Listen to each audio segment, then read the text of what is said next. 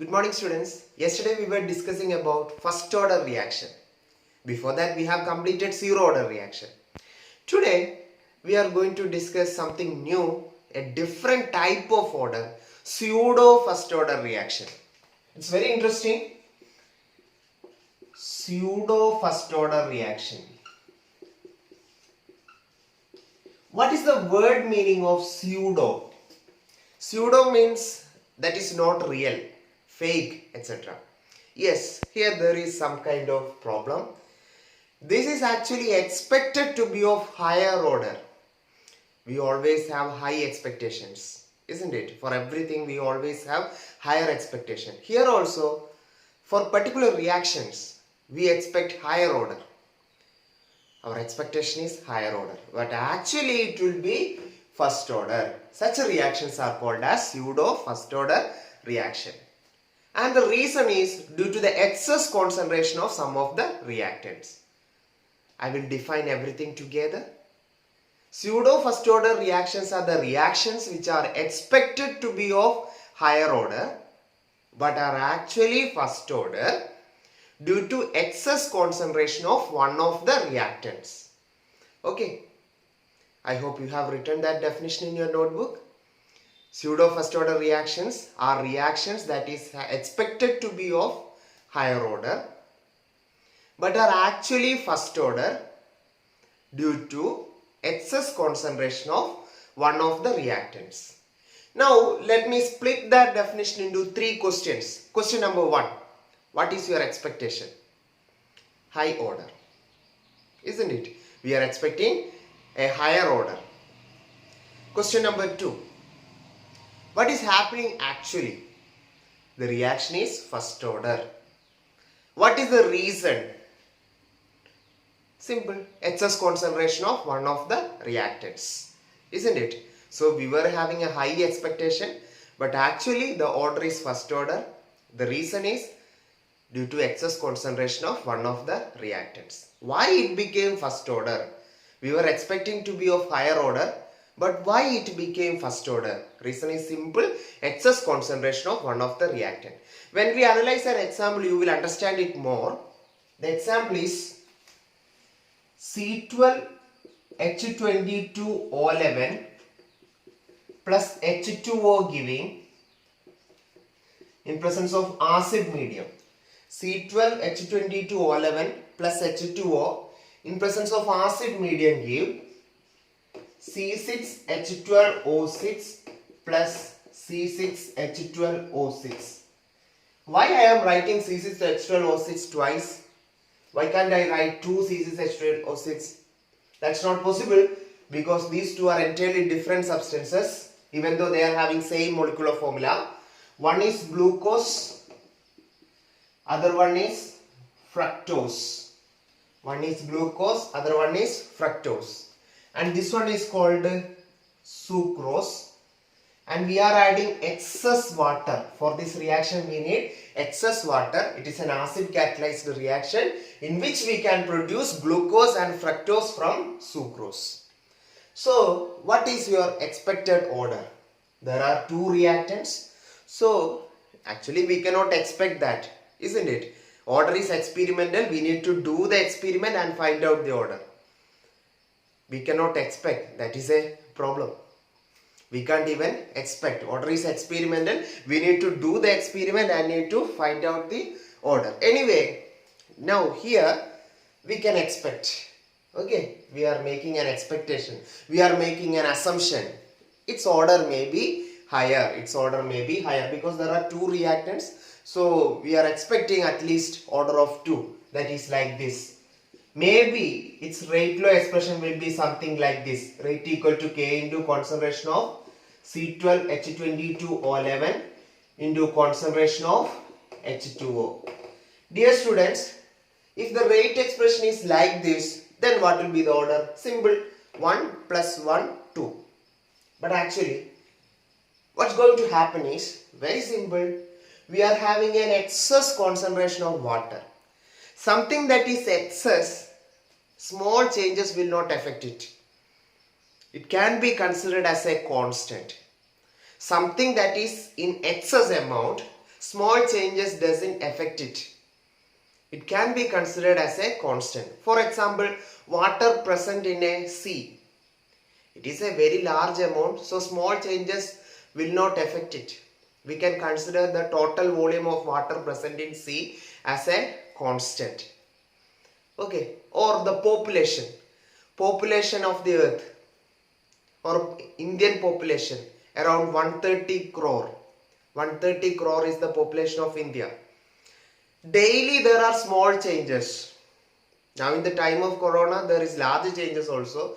Still, compared to this much large number, 130 crore, these small changes are negligible. So this excess amount can be considered as a constant, isn't it? So this 130 crore we will consider as a constant. Okay, that doesn't change too often. Now here also, since water is excess, we assume that small changes in water will not affect the rate. It can be considered as a constant. It is present in excess amount. So that is an important thing in chemical kinetics. Suppose a reactant is present in excess amount, then its small changes will not affect the rate because it is present in excess amount. So that can be considered as a constant. So already we have a constant rate, constant K. So this constant we will define K dash equal to K into, this I am taking as a constant, concentration of H2O, K dash into concentration of C12 H22 O11. Dear students, from this can you find out the new order?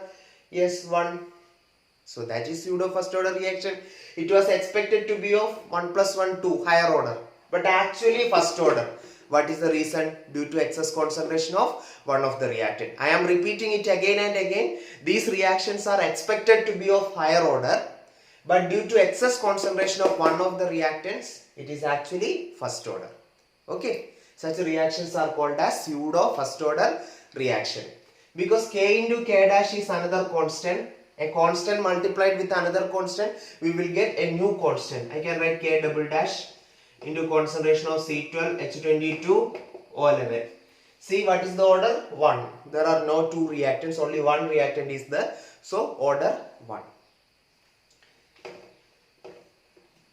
Okay, I hope you understood. Such reactions are called pseudo first order reaction. Very important thing. You need to remember the answers of these three questions. Question number 1.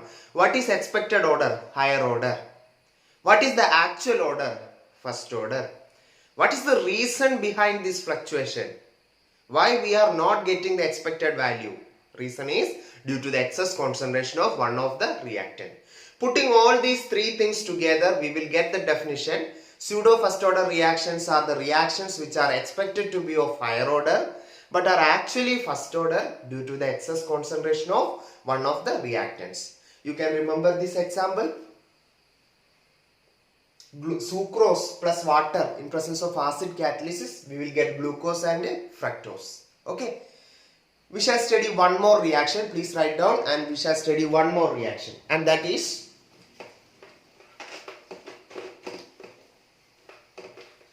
an ester,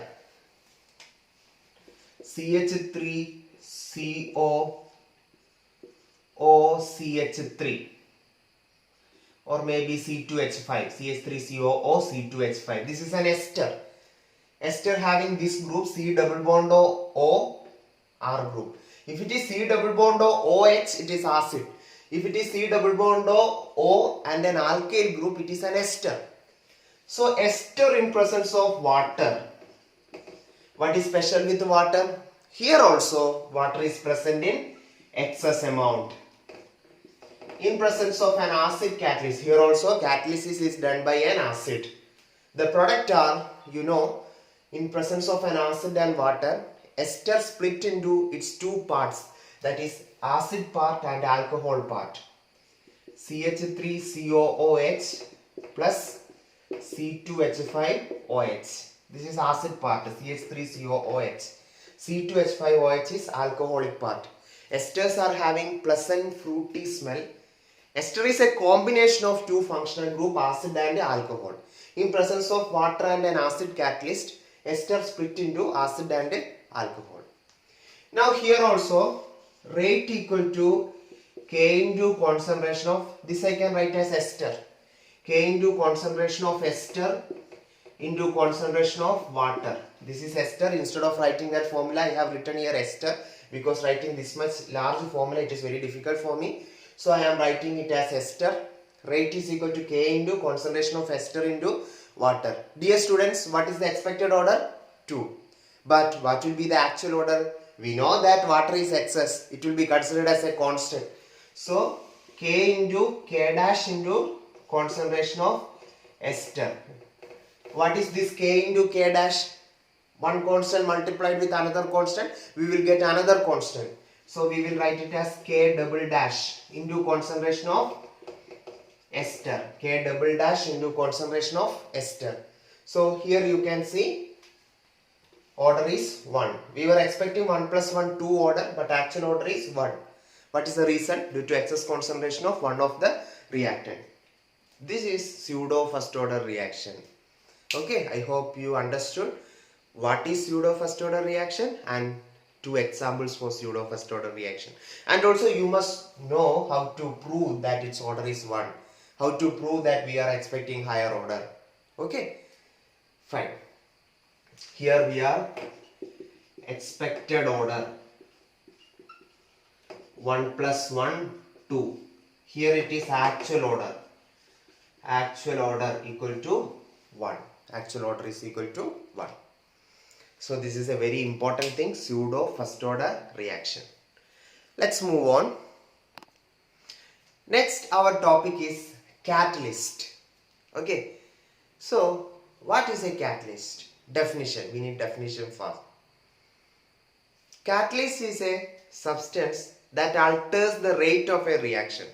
It increases or decreases the rate of a reaction, but mainly catalyst is used to increase the rate of reaction. Positive catalyst. Okay. Catalysts are the substances that alters the rate of a reaction without undergoing a permanent chemical change. Remember, catalyst alters the rate of a chemical reaction. Catalyst alters the rate of a chemical reaction. Alters means it can be increasing or decreasing. It alters the rate of a chemical reaction, and the most important thing is without undergoing a permanent chemical change. It doesn't undergo a permanent chemical change. Without undergoing a permanent chemical change. Without undergoing a permanent chemical change. So this is the definition of catalyst. Catalyst alters the rate of a reaction without undergoing a permanent chemical change. And something is hidden in that. It cannot undergo a permanent chemical change, but it can undergo a temporary changes. But at the end of the reaction, everything will be okay. You might have heard this quote, at the end, everything is fine. If it is not fine, that's not the end, isn't it? Like that, at the end of the reaction, nothing happened to the catalyst. Catalyst will be regenerated. So, does a reaction require a large amount of catalyst? Not at all. Because catalyst doesn't undergo a permanent chemical change. After every reaction, it is regenerated. So, small amount of catalyst can catalyze large amount of reaction. Okay, catalyst no need to be in large amount. It is just required in small amount because it does undergo only temporary chemical changes. It doesn't undergo permanent chemical changes. At the end of the reaction, it is regenerated. Catalyst is regenerated. Okay. So, small amount of catalyst is. Now, after writing the definition, you can write the features of catalyst one by one. First, you write the definition. Catalyst alters the rate of a reaction without undergoing a permanent chemical change. Then you can write an example for catalyst, a very special example. On heating potassium chloride, KClO3, it gives KCl plus 3O2. 2 KClO3 giving 2 KCl plus 3O2. This is a very classic example of catalyst. This reaction takes place very slowly on heating, but in presence of manganese dioxide, this reaction is faster.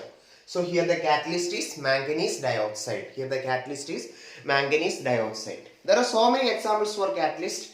In Haber process, N2 plus 3H2 giving 2NH3.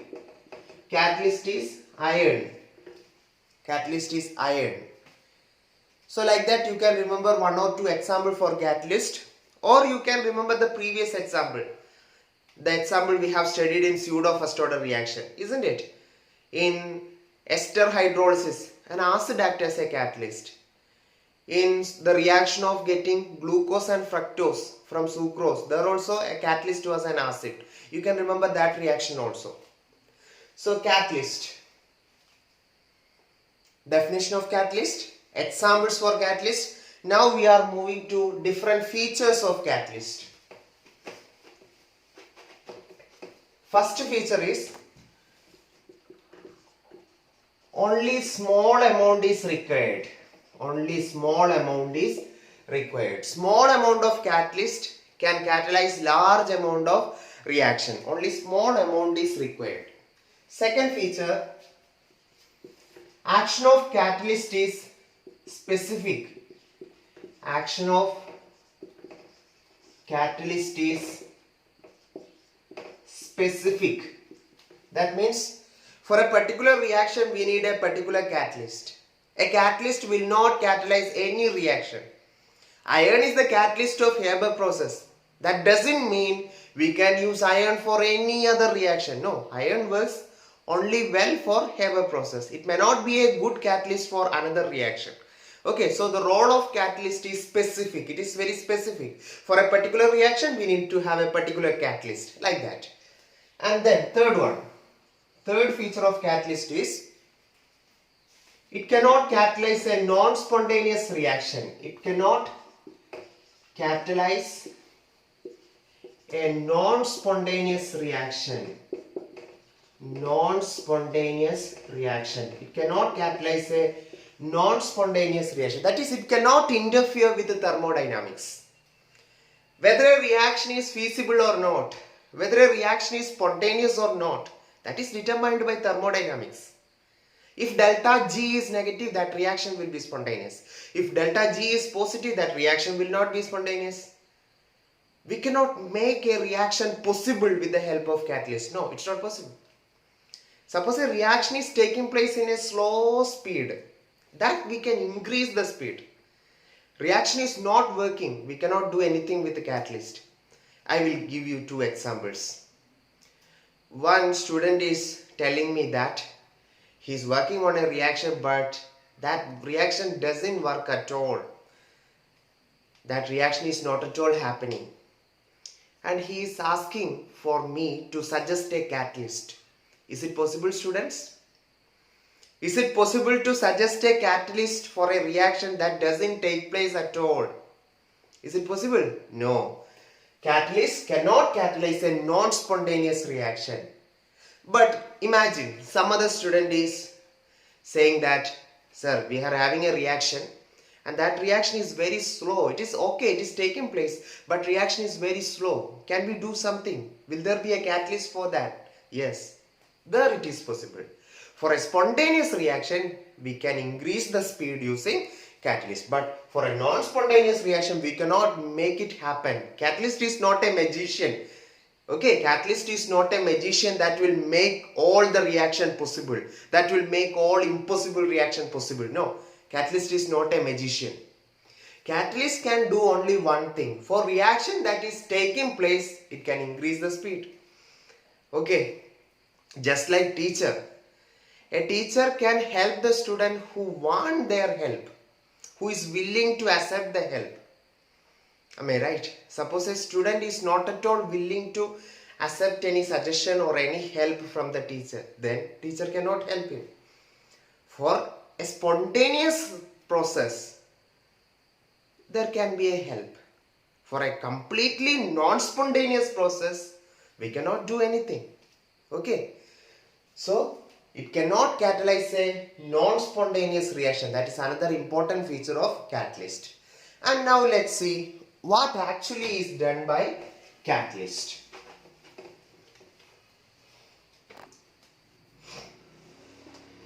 We can draw a reaction coordinate diagram. We can draw a reaction coordinate diagram. This is energy. Y-axis is energy axis. X-axis is reaction coordinate. Reaction coordinate.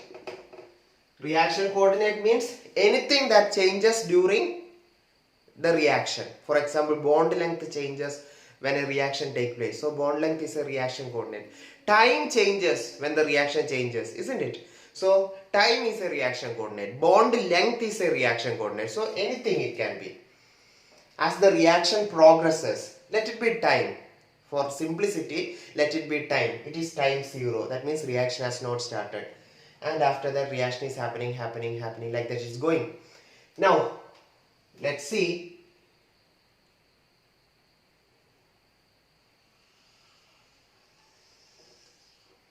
This is the energy of reactants, energy of product. This is energy of reactant, this is the energy of product. When the reactant become product, it releases this much energy. This much energy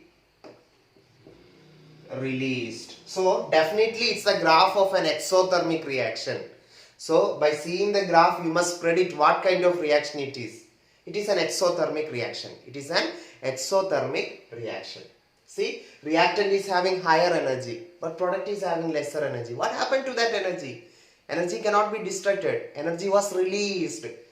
This much energy reactant was having, but product is having only this much energy. So some amount of energy is released. So it is an exothermic reaction. A reaction cannot happen like this. A reaction cannot happen like this. Reactant directly becoming product. This is a higher energy transition state. Every reaction proceeds through a transition state. This is the energy of transition state. Transition state is not something like reactant or product. It is just a state. It is not something that is having a physical existence. Okay. It is a state through which it goes on. Okay. It is a state through which it goes on. Okay. Now, so this is transition state, and to attain transition state, it requires some kind of energy. Reactants require some kind of energy to become transition state. In order to reach this position, in order to follow the stage of transition state, reactants require a certain amount of energy. That energy is called as activation energy. So this energy is called as the activation energy of the reaction. Reaction will take place only if it can absorb this much energy. Reaction can take place only if this much energy is available for the reaction. Otherwise, reaction doesn't take place. Some reaction will take place only if it is heated. It's because it gets the activation energy through heating. For example, I am placing a matchstick and matchbox together. It will not burn. The matchstick will not burn. By simply placing it together, the matchbox or matchstick will not burn. But if I strike it, what will happen? When I strike it, it gets some activation energy through heating. Then the reaction will proceed. Okay, only if it gets activation energy, it can go through transition state. And then it will become product. What catalyst do is, catalyst says to the reactant, oh reactant, you need not to go like this. I can make your path easier. That's what catalyst says. You need not to go through this much height. You need not to go through this much difficult stages. I will make your path easier. That's what a catalyst says to the reactant. Catalyst provides an alternate pathway like this.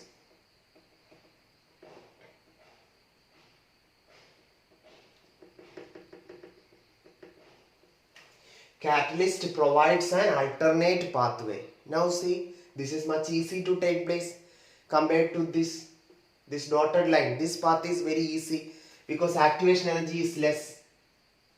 I will consider this activation energy as EA dash. EA is actual activation energy. actual activation energy.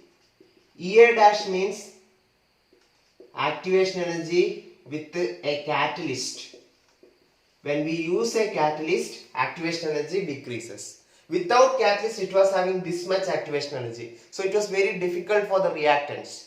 But when I use the catalyst, its activation energy decreases. So it is easy for the reaction to take place. So what is the purpose of a catalyst? Catalyst provides an alternate pathway. Alternate pathway means it says to the reactant, you need not to go through this much difficult stages.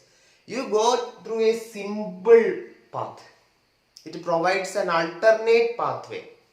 It provides an alternate pathway by lowering the activation energy. Catalyst provides an alternate pathway by lowering activation energy. Then this is the same thing that teachers do. Suppose you are having a large chapter and you will be worried, oh, what all things I will study? I need to study this much reactions. I need to memorize all these values. And I need to study each sentence. Everything I need to study. It will take me 10 hours to complete the entire chapter. A student is saying like this. But a teacher approaches him and says, all these things are not important. Only this equation you study. This table you need not to memorize the values. You just study the concept. You need not to study this part. This was never asked for the exam. This equation is very important. This graph is important. You need not to study all the things. You just study this equation, how to solve the problems. You study this graph. Enough.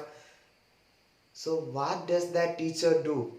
Teacher makes the things simple. Teacher says you need not to study the entire things. You just study this much things. You need not to study a large textbook. You just study this notebook. These important points you study, everything will be easy. So teacher is providing an alternate pathway with a low activation energy. Am I right? A good teacher is providing an alternate pathway with a low activation energy. Without a teacher, the student will study all the things. He don't know what is important, what is not important. He don't know what need to be memorized and what need to be by hearted. Okay, a teacher explains everything. Okay, then path is easier. Teacher provides an alternate pathway with lower activation energy. You need not to go through a difficult path. You just go through the simple path with lower activation energy. You can draw this graph. This is a graph of an exothermic reaction. This is the energy of reactant. This is the energy of product. This much energy was released. Energy gap between reactant and transition state is called activation energy. With a catalyst, this much activation energy is there. Sorry, without catalyst, activation energy was larger. This dotted lines means with the help of a catalyst, reaction is taking place smoothly. Which is easier? Solid line or dashed line? Dashed line. So, this is without a catalyst. Without a catalyst. It is very difficult. High peak is there. This dotted line is with the catalyst. This dotted line is with the catalyst. With the catalyst, activation energy is lower. With the catalyst, activation energy is lower. Okay, fine. So that's all about catalyst. Catalyst provides an alternate pathway by lowering the activation energy. That's how catalysts work. It provides an alternate pathway by lowering the activation energy. That's a function of catalyst. Okay.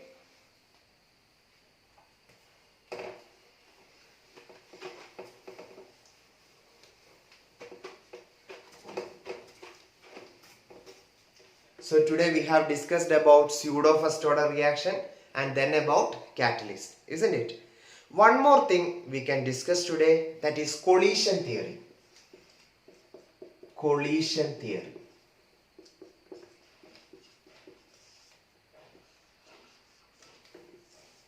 I hope you remember about pseudo first order reaction. What was our expectation? Higher order. What is actually happening? First order. What is the reason? Due to excess concentration of one of the reactant. You remember the examples also. Then you might remember what a catalyst do. Catalyst alters the rate of a reaction without undergoing a permanent chemical change. So a small amount of catalyst is required. Then how a catalyst works? Catalyst lowers the activation energy and provide an alternate pathway. I will draw that graph once again.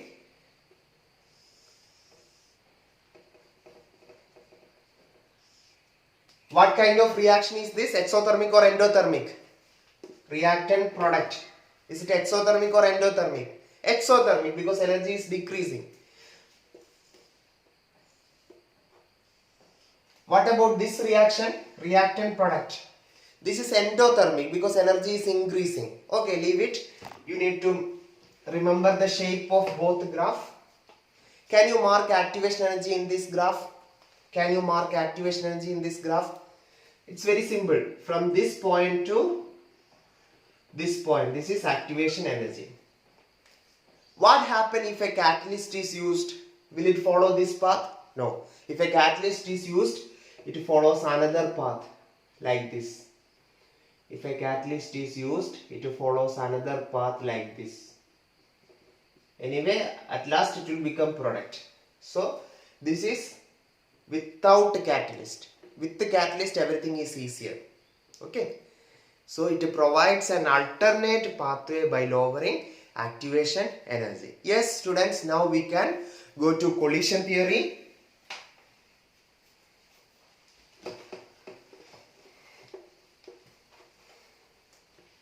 Collision theory says that effective collisions between reactant molecules bring about chemical reaction.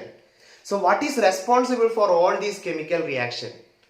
When I say all these things, so many chemical reactions are taking place inside my body. So many chemical reactions are taking place in your body. Isn't it? Human body is nothing but a moving chemistry laboratory. So many reactions are taking place in a harmonious and synchronous way. Harmonious and synchronous means there should be a unity. All reactions should help each other. Synchronous, everything should be connected. There should be a harmony and a synchronization. Isn't it? What will happen to a group dance if there is no unity, if there is no coordination?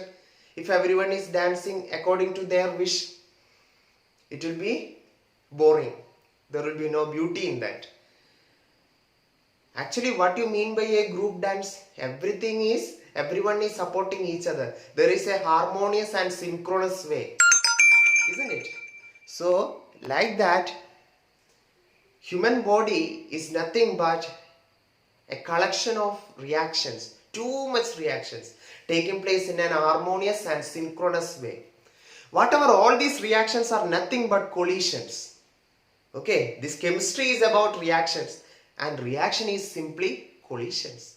When reactant molecules collide with each other, reaction takes place. So, effective collisions between reactant molecules bring about chemical reaction. What is collision theory? Effective collisions between reactant molecules bring about chemical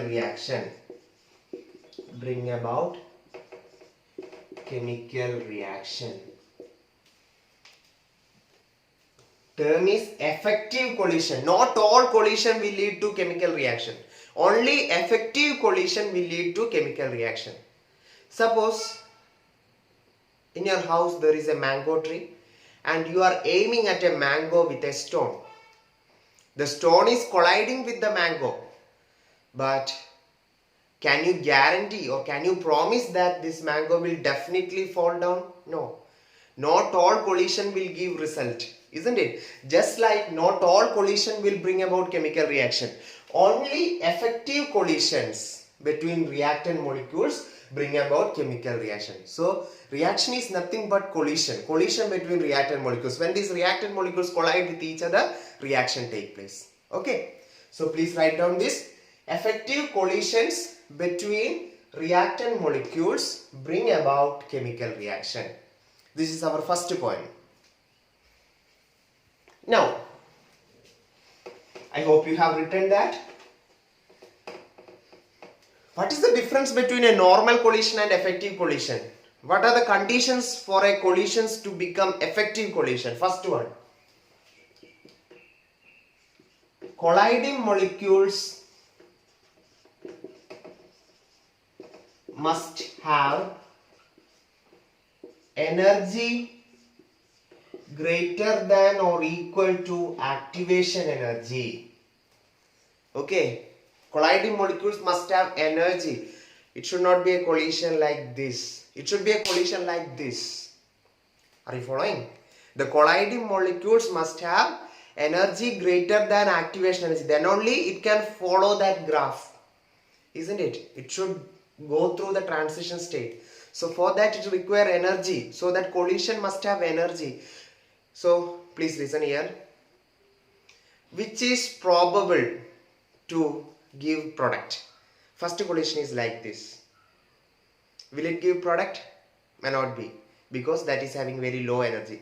Next collision is like this. It may give product because that is having higher energy. The energy should be greater than activation energy. Colliding molecules must have energy greater than activation energy. Now, second thing. Again, we are coming back to that example. You are aiming at a mango. You are aiming with high energy. You are having good energy with you. You are powerful. And stone is hitting the mango powerfully. Stone is hitting the mango powerfully. But it is not falling down. It's because your orientation, the way in which you are aiming, your position, that is not correct. Isn't it? That is also important. Suppose the mango is just above my head. Mango is just above my head. Can I throw the stone like this? Will there be any difference? Can I throw a stone like this? No. Whatever the energy the stone have, the mango will not fall down because it is not having proper orientation. Only thing that will happen is the stone will go up and will go down and will fall on your head. Suppose you move at a distance, you are aiming at the mango and then you throw the stone. What will happen? At a particular orientation, it is very easy to do that. So, not only the energy, the orientation is also important. So, second one, proper orientation. Proper orientation. First point is colliding molecules must have energy greater than or equal to activation energy. Not all collision will lead to chemical reaction. Only energetic collisions. Energetic means energy greater than activation energy. Such a collision will give rise to product. Colliding molecules must have energy greater than or equal to activation energy. Second one, proper orientation. These colliding molecules should have proper orientation. So these are the two important factors. Please write down. An effective collision means, I am not repeating. I have already repeated too many times. You just write down. Yes.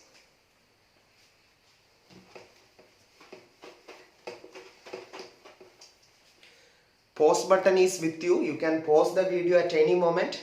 You can write down everything. Okay. Now, next is, there is an equation for collision theory. Rate equal to P into ZAB into e raised to minus EA by RT. Okay, don't get worried by the size of this equation. It's very simple. Rate you know. P means steric factor. Steric factor. It says about orientation. Orientation of the collision.